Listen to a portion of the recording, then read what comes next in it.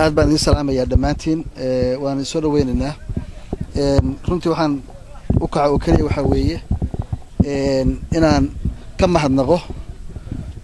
una mahadnaqo bulshada reer Garowe oo ay hogaaminayaan isimada maamulka degmada iyo gobolka xafladan quruxda badan qadadan wanaagsan aad ku soo dhaweynayseen walaalaheena martida noo ay annagaba anagu marti qaadeen aad iyo aad ugu mahadsantihiin soo dhaweyntu waa mid lagu yaqaan Puntland iyo Garowe intaba waana waajib aad gudateeno marti idin timid walaalihiin oo idin soo booqatay idin timid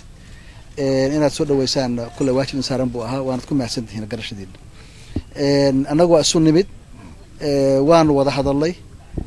wax badan oo Soomaali danteeda ah iyo masiirkeeda ayaan isugu nimid qof u shaqeeya ma jira waxa weeye maslaxada caamka laga wada shaqeynaya ta ayaana keentay in la isu yimaado habba meel lagu kulmo xamar baan isku soo aragnay maanta Garowe waan isugu nimid baritana meel kale ayaan isugu tagi doonaa insha Allah way soconaysaa wada hadalku waa soconaya ilaa yoolka u dambeeya oo ah midnimo Soomaaliyeed wada jir Soomaaliyeed iyo horumar Soomaaliyeed laga gaarayo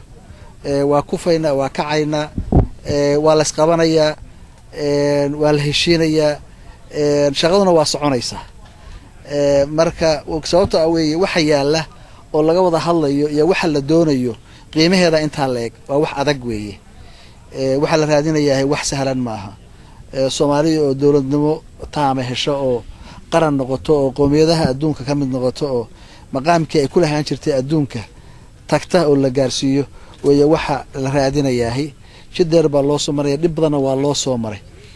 waan ku faraxsanahay in uu Suldaan Garaasan xasuusiyo taariikhahaas hore iyo sharaftii ay lahaan jireen madaxdii hore iyo wanaagga ay ka tageen iyo taariikhda ay sameeyeen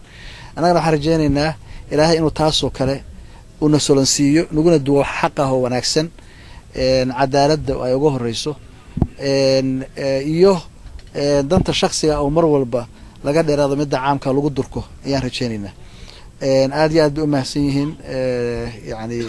soo dhaweynta wanaagsan noo sameeyeen maanta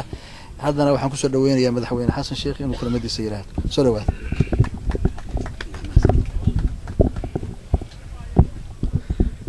bismillah alxamdulillah wasalaatu wasalaamu calaa rasuulillah hadal badan meeshan maanta kama furna meel aad iyo aad u wanaagsan afgooyadii maxaan ku daa Garowe ayaan nimiday oo maanta joognaa meel beer aad iyo aad u qurux badan maxaan ku daa aad looga shaqeeyay iyo dhulkeeduna aad u qurux badan yahay weeye martiqaadka salaadiintana waa ka mahad celinaynaa waxaan u aragnaa inay tahay qiimeyn iyo qadarin iyo maxaa waaye sharaf naloo hayo inay tahay maxaan ku raaddaa imaatanka halkan aan isugu nimid maanta qadadii macaaneyd iyo sheekadii iyo kaftankii aad iyo aad ayay xusuus dheer noogu reebi doontaa haddii alla yiraahdo maanta joogitaanka halkan wixii war ahaa iyo wixii maxaan ku raaddaa siyaasad ahaa iyo wixii tala ahaa ilaa shalay iyo xalay iyaan aad iyo aad uga warranay waxaa kaliya aan rabaa inaan salaadiinta maxaan ku raaddaa islaamka iyo suldaanka iyo inta ay matalaanba aan u ballan qaadno in ay naga dhab tahay in dawlad Soomaaliyeed oo soo celisa sharaftii iyo karaamadii ummadda Soomaaliyeed ay lahayd meel kasta ha joogto inaan maxaan ku raaddaa waxba aanan ka reebanaynin safarkeena aan halkan ku nimadana sidaas ayuu ku saleysnaa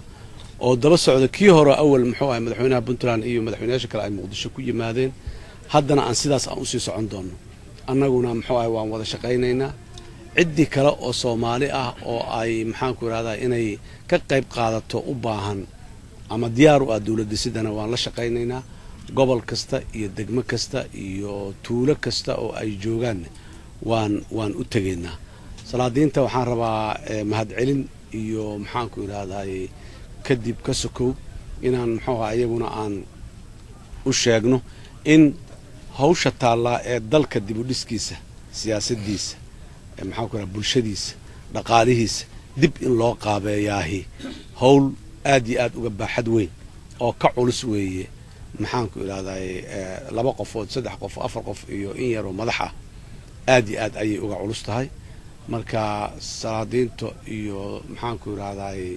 duubabka dalkan guud ahaanba waxay ahaayeen kuwii awalba maalintii ay wuxuu kala baahday oo ay kala tagtay isku baadi goobo isu soo celiyo oo bilowgeediiba dowladnimada bilowgeedii baa lasoo bilaabo isaga soo noqday dalka ku safray qaarkood ku dhinteen qaarkood ayagoo xanuunsan ama da'a ay muxuu ahay u jidaaleen ay u safreen maantana weli ma dhammaanin safarkii weli waa socdaa meel ka ididiilo fiican ka rajo fiican ka muuqaal fiican ayay maanta maraysaa laakiin weli waa dhiman tahay hawl badanaa dhiman doorkooda sidiisuu muhiim u yahay yaanay isdheheen madaxweyneyaalaa yimid ood la kulanteen oo maanta jooga oo bas waaye muxuu ahay idinku waa idinka dhammaatay yaanay isdhihin maxaanku idhahdaa ha is yidhaahdaano hawl qurxoon oo aad adikuna soo bilowdeen waxna lagu kordhiyaa taalle la dhammaystira inay yidhaahdaan oo ayagana dhinacooda ka qabtaan nala dhammaystiraanaan rabnaa mar kale waxaan rabaa inaan ka mahad celiyo martiqaadka iyo sharafta iyo haybadda halkaana lagu siiyey oo ayna siiyeen salaadiinta waxaan rabnaa inay salaam buuxda naga gaarsiiyaan dadweynaha reer Garowe guud ahaan iyo salaadiinta kale ee maanta aan inta inay yimaadaan fursada aan u helin intaba inay salaan iyo kalgacaltooyo iyo mahadnaq ay naga gaarsiiyaan haddii alla yiraahdo aad iyo aad u mahadsantiin. Assalaamu calaykum waraxmatullahi